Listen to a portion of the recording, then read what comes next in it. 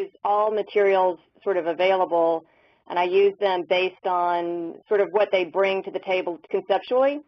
So I might use fingernails or hair if I'm trying to reference body materials and genetic manipulation. Now I'm doing a lot of video work and installation and performance.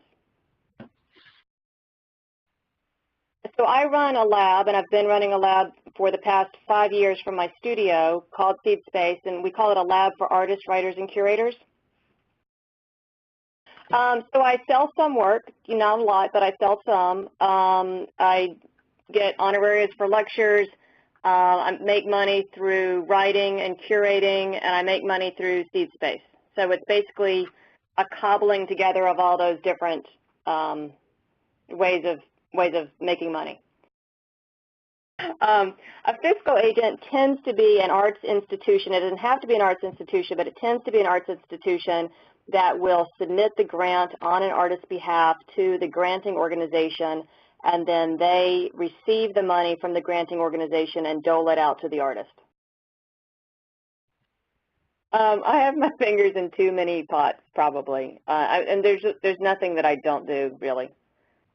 So for a long time, I supported myself by reporting on the arts for the National Public Radio affiliate, which is Nashville Public Radio, and I wrote art columns for the newspaper. You know, in terms of art hats, I write about it, I curate, I give talks, make work, I run the space, I support other artists. My greater capacity in running Seed Space, I have a lot of name recognition.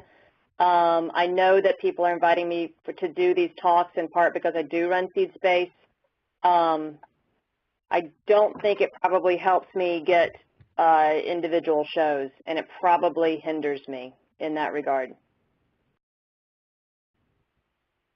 Because to me, it often doesn't really matter who the audience is as long as I know who the audience is or get a good idea of who the audience is so that I make sure to gear the art for that audience.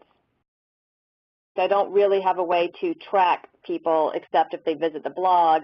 Now, I do have a way to track people when they actually participate with me on these projects, and that has been sort of an enormous bang for the buck in that they really seem to have a much greater appreciation of the rigor of art making. You know, there's like many different levels of success for me. There's financial success. Did the project get funded, or did the project get purchased in the end? There's critical success of, did a critic write about it, and did the critic understand what I was trying to do, and of course, you know, what publication did it land in? So that's the arty art part.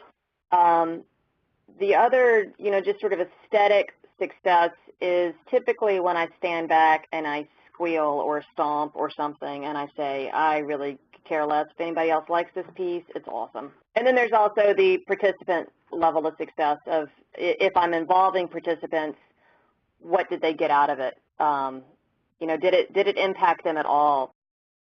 I've really noticed that people not in the art world are very attracted to and appreciative of working with artists, and particularly when they find out that we're not crazy, that we're not selfish or egotistical, they just seem to like it a lot.